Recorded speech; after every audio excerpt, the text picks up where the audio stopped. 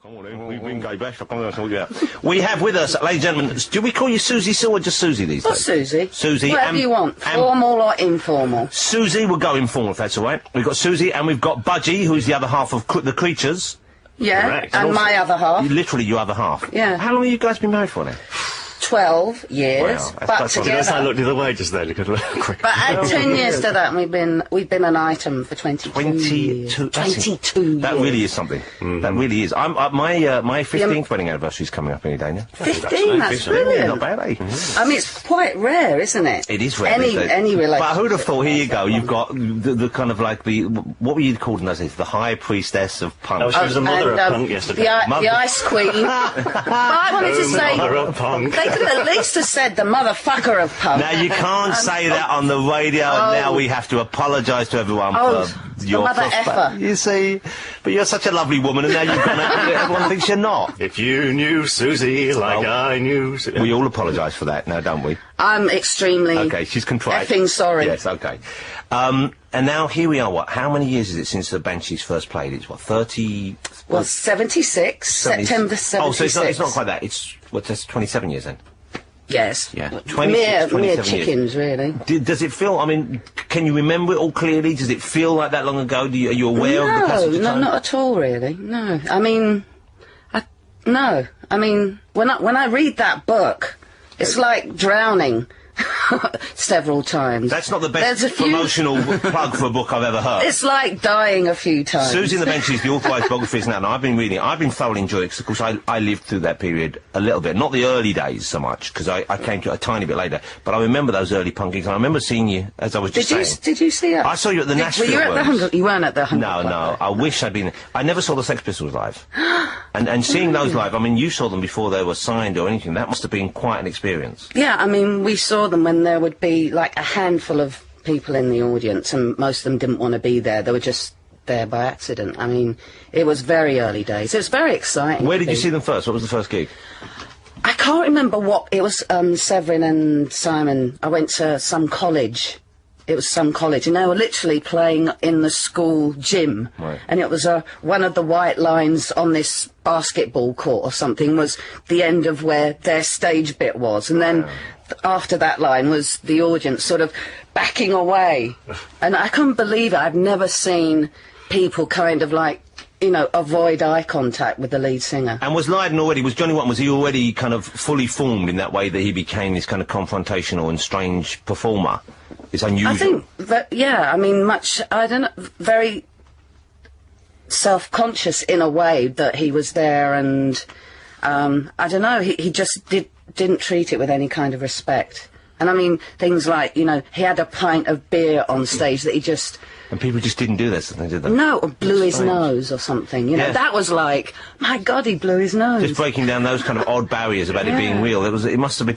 But you know what strikes me is, and I don't know whether there's any truth in this, but it was like he was performing and playing a character as well, even though there was a kind of genuineness about it and a reality about it. At the same time, he'd affected this character.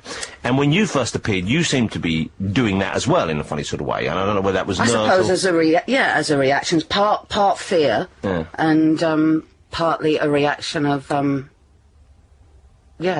did you sit down and work out, and I wonder whether he did this as well, or did you sit down and think, this is the kind of person I want to be on stage?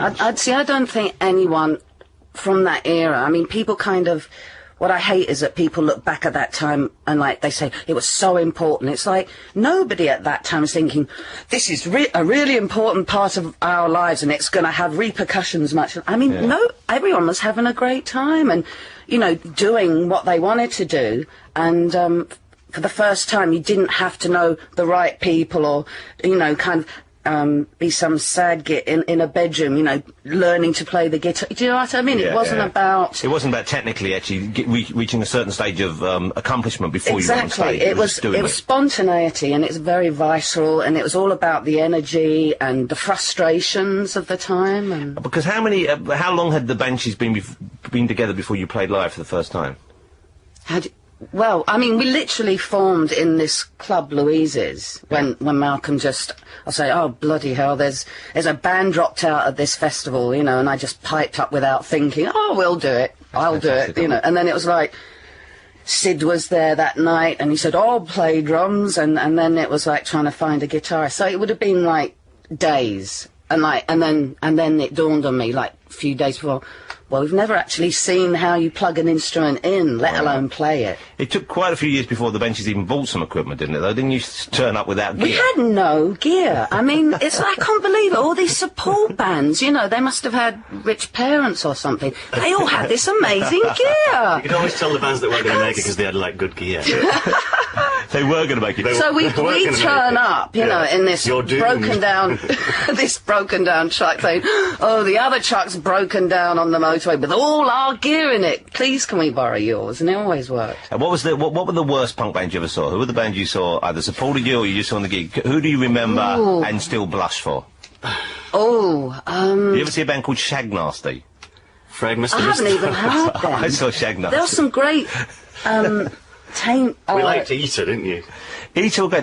That was Degenerate on drums, Degenerate, wasn't it? where they had like a pig's head on stage and things like that. No, that was the singer. Oh, was it? Oh, right. But you know what's interesting about the Bench, I think, is that, you know, you started in that way and it was thrown together and it was, you know, exciting, it was all the moment, but you became a very accomplished band and you became a kind of... self-taught, yeah. But a very different band as way. well. I mean, Yeah. like, you know, the sound you created on stage, I suppose we can trace the lineage back to a number of key figures, but it was quite of its own, wasn't it? It was a... Well, I think when you teach yourself how to do something, you just find your own way of doing it. And I think when people do learn in a much more orthodox way of how to do something, they start by copying certain styles or certain people, whereas if, you know, you're incapable of actually copying anyone, then you invent your own style, your own shortcuts of how to get what you want out of it. Do you still perform with the Benches? I mean, you do occasionally, don't you? No. haven't for Well, we years. did. We got together last year. And it was called the 7 Year Itch. Right, And we hadn't been together, and we'd been feuding for a while before. Now, when you say feuding, who's the feud between in the band? Oh, you and Steve guess Severick. who? You and Steve. Guess who? Isn't that obvious? Okay, why is that? I've no idea. No, but why? What is it? Come on. I suppose it's a battle of Battle of egos, a battle of... control. I don't know. But that's so funny. It is funny. That you're It's two adults who ridiculous. can't just say, okay, we're both being a bit Well, silly I'm here. fine. It's him that's a baby. See, that's not going to help any. I know. I bumped into him a couple of years ago at my gym, and we were both there, and I thought, this is sad. You didn't see him at the gym. We were both at the gym. No. Yeah. Well, that's nothing sad. It's good to keep But there was fit. something about it. I just thought, here's a couple... in our prime, we'd have been a couple of skinny young punks. Oh. Well, you're skinny now. That's because I go to the gym. Ah. He's Steve Knight, is that what you're saying? Well, he's given it up. Let's put it that way. Oh, bless him. Bless him. I miss seeing the Benches together, though. I know the Creatures. I've always liked the Creatures. Oh, right. As well, but I haven't seen you perform live for yonks, and I don't know... How long? How long is Yonks? 10 years? No, about 7 or 8 years, I think. Oh, I mean, probably since you had kids, maybe. it probably is. But I do go out and see gigs occasionally. I go to small Yeah, but venues. I bet you get up early now. You have to, don't you? Of course I get up early. You miss the nightlife. I was up at 6 this morning on my milk round. That's so perverted. That is disgusting. Where do you guys live now? You live in France, don't you? Yeah. Whereabouts? In between Toulouse and Bordeaux, so the southwest. And presumably it's lovely down there. I It's suppose. unspoilt. And it's a rustic gorgeous. life you have there? You live on a farm? Or We kind of No. we like, kind of isolate ourselves down there, so... It's a big house with a big garden, wall garden. It's actually in a town, but it's an old 14th century cathedral town. that So, sounds beautiful. and you look out and, you know, you hear the church bells, and then there's the countryside. You see it all around. We're in like a valley. But does that not colour what you do now? Because you're still a band which I think of as being kind of like, you know, about a certain approach to life. So. Yeah. And yet here you are living in a kind of beautiful 14th century village. Surely that takes the edge off some of the things you normally would write about or comment on. Well, no, because, I mean, I've always been in my own headspace, so no matter where I am, that goes on. I just got less distractions to get on with it, I suppose. Just the occasional mooing of a cow and the ringing of the bell. That sounds lovely. Should we play another Susie's track or a Creatures track? I could play you a new Creatures track. And is that okay? There's not what we would term language in it, because already, you know... There's no language. Well, okay. depends what you Because call language. one of the singles I've got at home... See you next Tuesday. Yeah, okay. We couldn't play that. Okay. Well, what track should we play? I was going to play a Pistols track, but that... Well, let's play a Pistols track, and then we'll play... No, we'll play some right. Creatures. But you haven't got the Creatures with you, have you? Have you got Yeah, brand new. Oh, this is the brand... OK, well, let's play this. And you can only play it first, and Is you're there probably... Is there language? It's a double first today, then. We've got the Creatures, the first playing of there. Is a new single? Yeah, it's a new single. OK, and then we've got Bowie's new single coming up afterwards, so this brilliant. is... OK, well, what's the track called? It's called Godzilla. It says radio edit, so we should be all right. OK, let's give it fingers crossed. Here we go. Yeah, I did that. 15 and 6. You've got such a distinctive sound, the Creatures there. It's that drum beat of yours, Budgie. That's what it is. It's, it's the drums again. Are you... and I don't mean this to sound... This sounds like I'm being dismissive, but are you self-taught? Self-taught. I taught myself everything I know. But drummers always are, aren't they? But it's quite interesting because you got really lucky. Let's I feel a joke coming on here. No, but for the drummer to get off with the singer, that's very rare. Because normally the drummer, they're the kind of leper of the band, aren't they? Is the quiet, devious ones, you know? The joke is, what do you call a bloke who hangs out with musicians? A drummer. No, but you're talking to a diamond in a dung heap of Y chromosomes. Is that really? Well, he is a good is a unique... He's my man. Oh, this is sweet. Like they're making eye contact here and everything. 22 years they've been together. Oh. I'm really... Are you going to be gigging again, though? Are you going to be promoting? We plan to, yeah, but we're going to do... we have to finish off some more recording first. But we the single and the album will be out in October. And where do you actually record now? You record presumably near where you live? Tokyo. In Tokyo? No. That's quite a commute, isn't it? One day... We've We've built a little studio at home, but we recorded this album in Tokyo because That must be fun. with one of the ex-Kodo drummers. Yeah. Well, and is that why Godzilla, is that coloured by where you were? Is it Definitely, yeah, definitely B-movie monster, little cigarette lighter. Fantastic. Yeah. The book, Susie and the Benches, the authorised biography is out now. It's something that if you were a fan of the music at the time, or you lived through that period, you're going to want to get a copy of, because it really, it's a breeze to read. I mean, it's very nicely written. It's written by, who is it, Mark Patras.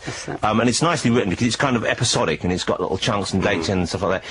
How much of this, I mean, he sat down with you, presumably, and you sort of unfurled your memory for this? Well, I mean, it was started initially with somebody else called Paul Mather, and I kind of thought it was a bit odd that most of the book was being from Severin's viewpoint. So I thought, well, maybe we should all have something to say. So, and anyway, that didn't work out. So this was started probably a couple of years ago, and then it was shelved because I said, this is a bloody mess. You know, we need to get on with our lives. And then Mark came in just a few months ago, didn't he? Yeah, so we were finishing this 2 weeks ago. So I was doing interviews on the phone. Yeah, of course, I should point out it is a biography of Susie and the band, not just Susie. I mean, it seems like it's...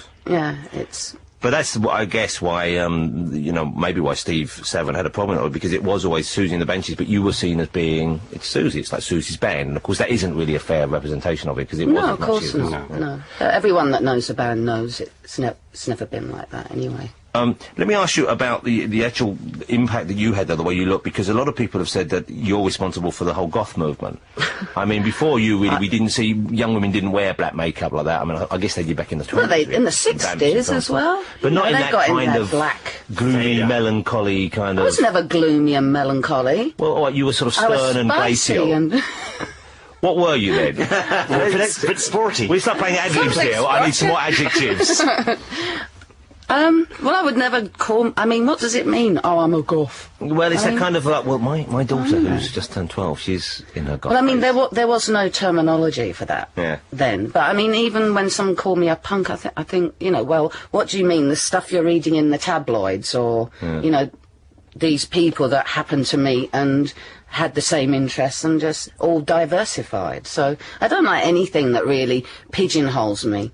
It makes it way too easy for these sloppy journalists. When you perform now on stage, though, do you put on what we would assume to be, or remember as the sort of Susie look, the kind of very dark eyes and the... Well, I mean, that's just what I like. It's, it's what turns me, it's what I like. It's, the look isn't an army of stylists and, consultants and that saying, well, actually, this look would be you, I mean, it's just... the kind of thing that I gravitated towards. And Budgie favours the comfortable fitting shirt. Oh, yes. Are you a caftan man? Caftan? I bet you've got a caftan. A Moroccan thing. You've got the look of you of a man that's a jabala. You'd have the look of you of a cat. I can see you swanning That down. sounds like a polite put down. No, to me. No, I like a kaftan. You do? You like to hang out in a kaftan? As the man gets older, and let's face it, we're getting older. It just depends on the waistline. They don't like a tightness on the waist, do they? No, it's the waistline that dictates a lot, isn't it, Jonathan? It's like a muumuu. That's the Hawaiian version. I have the name for a flowing robe in every region. It's fitted. I haven't eaten for a while. Actually, you're looking good. Thank you very That much. drumming keeps you fit. Yeah, it helps. It helps. We've got David Bowie coming out in a minute. He was a big influence, I guess, on yeah. Susie and the Banshees. Yeah. And the whole kind of that sort of the archier end of the punk spectrum, he was really the guiding force. Have you ever met him? Have you ever worked with him? We met him once. We played on his Glass Spider tour in Los Angeles. Oh, that was the worst tour, though. It was kind of a bit of a disaster on the stage. I almost But left during the Glass Spider tour. I was telling the story to somebody last night. That Mr. Bowie came in prior to the show, and I think there was some competition winners, and we were like backstage with Billy Idol, who lives out there. He won a competition. Billy won the competition. No, Billy was there as well. And so he was talking to Billy Idol. No, there's all these people in this side were like kind of, these little ladies, and they were kind of all kind of watching Susie and Billy. And then David walks in, you see, and said, ladies and gentlemen, I'll be on stage in about 10 minutes. If you'd like to take your seats now, thank you very much for coming. And all these people sort of fell over, like collapsed. He was, David Bowie! And I was going, who's David Bowie? Look, I can't believe it. He still has that effect, though, doesn't he? Yeah, he is. We've got his new single we're going to play in a minute, so stick around. Why don't we play? Well, should we play it now? Okay. And I think we've got David. He's on the phone. He's on the phone already. Yeah. Well, let's. You got Bowie calling you up. David, well, he's not calling me up. Did he say, all right, Jonathan, how's it No, going?" it's not like that at all. All right, mate. All right. It's not that. It's just that he wants some advice. Is he another stylophone? okay. No. Doesn't know what direction No, to turn. we've staked our claim as I think the show which is the primary source for Bowie fans. I mean, we love David Bowie. We play him every week on the show. But I'm more thrilled. You had Rolf Harris. No, don't you see? You can't compare them. Of all my children, I don't play favourites. you can't do The one that. thing that links them, though. I know. Wouldn't it be great? You know what I'd like to see? Rolf and David on stage together. Fantastic. Let's speak to David after this and see whether that dream can come true. Here it is. This is going to be David's new single. It's out in September on the 29th. It's going to be from the new album, which has been described by David himself as being a little more thrusty. We'll find out what that means. This is, I'm excited to be able to introduce Exclusive this. play. Here we go. New Killer Star on. Yeah. Top quality. He's back again, all the way from Brixton, the 8th of January 1947 to New York today, where he is sitting on the end of a telephone, no doubt dressed as a Turkish potentate. David Bowie. David, how are you? I'm wearing a jubbly. Oh, is he a jubbly? That's a Moroccan kaftan, isn't it? Yeah. No, that's the Elton kaftan. Oh, no, you can't go that way. Good morning, everyone. How David, are you? it's a room full of David Bowie fans because we've got Susie and Budgie from the Creatures here, and Hello, of course. Susie. Hello, David. Yes, Hello, good morning. Budgie. How you doing? Very well. Now, Susie's already lowered the tone with bad language. Oh, no. Oh, that's... Already lowered the tone. We've I apologised. can't stand all this talk of kaftans and muumuus. Well, kaftan, I bet you've got a muumuu. I had one when I lived in the 14th century town of Lewisham. Oh. I got it from Burton's.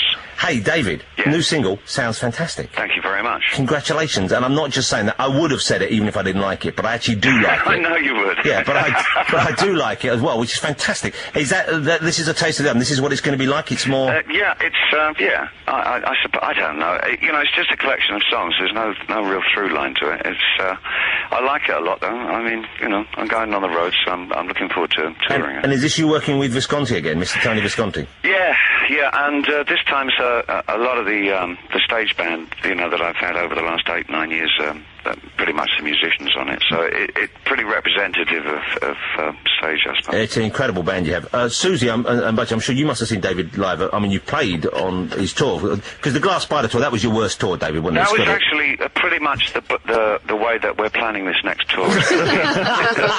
Inflatable. It was singularly responsible for bringing abseiling into the I rock remember- and roll arena, which I think was, has some merit to it, really. David, am I imagining it? Or on the tour, did you have a bloke come out on crutches at one stage? Yes, that's right. Yeah, I remember a dancer coming out in crutches, and I remember thinking, okay, he's lost me. But he couldn't dance. Should have got Rolf Harris. He can't dance, so yes, you had Rolf on the show Oh, this David, we morning. had Rolf on, and he brought 2 pristine stylophones with him, and we jammed You and know everything. what? Did he bring one of those, the multi-keyboard stylophones? No. When Harris and I kind of came up with the stylophone thing in the 60s, they thought they were in for huge sales, so they started bringing out all these incredible, complicated stylophones. I like to think that in an alternative universe somewhere, that's the only instrument left. I tell you what, I did bring a didgeridoo, because I do play didgeridoo. No. So, you know. Can you do all the breathing? The cyclical frankly. breathing? Yeah, hold on. impressed. Give me a second, because it takes... you've got to light the fire and heat the water up before it starts working. I've got it mainly going here. Hold on a second. Wow. Incredible. Wow, that's incredible. And he's out of breath, so he did it himself. And we think Sting's breathing is impressive. You can do it. You finish off the phrase and you go...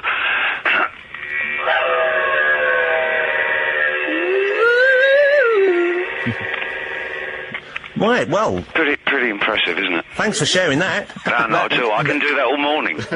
Did Rolf bring his extra leg, Jonathan? No, he didn't have his extra leg with us. I saw you, Susie, and you were really excellent many years ago, I must say. It would have to be many years ago. It was, I was clutching my copy of The Scream, I think, probably. Oh, those are the days. that is many years And ago. what I loved was that little Apache dance that he used to do on stage. I used Well, to love that. well, I probably nicked that. I was for a few into my gigs. Indians. What was that? I always thought you were like one of those chickens standing on a hot plate. Who, me?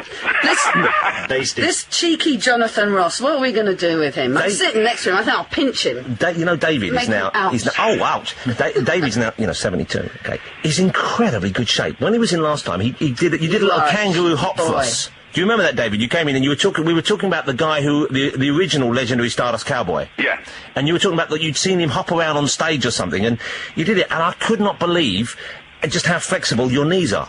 Yeah, my knees of the talk of the town. Do you still do the boxing training? You still do the stretching? Yeah, I do. I do. Have you been I trained? don't like to talk about it too much because I'd be hopeless in a actual match. But I mean, Jonathan's offering to be a punch bag. Well, no. You know, we had Ricky Gervais, who I know David is a fan of as well. Ricky was over here. Did you see the celebrity boxing you took part in, David? no. He boxed someone. It wasn't really a challenge yet. I propose we put him in the ring with you. Now, there's a That's challenge. not a bad idea, is it? That would I be... mean, he could just tell jokes at me. I'd collapse. No, you're faster. Come on, you'd be able to jab him. Get in there. Yeah, I could jab. We're going to say goodbye to Susie and Budgie now. Oh, that's a shame. We're going to Bye. play a track, and then we'll chat to you some more. Can you hang around a little bit longer, David? Yes, of course, yeah. All right, we'll chat some more after this. Good luck to everyone in whatever you're doing. Susie, Bye, guys. Bye. thank you for coming in. Nice Budge, great to talking see to you you. again. What are we going to play, Andy? Bit of the bees we were talking about. Bit of the bees, and we'll be talking with David Bowie more after this.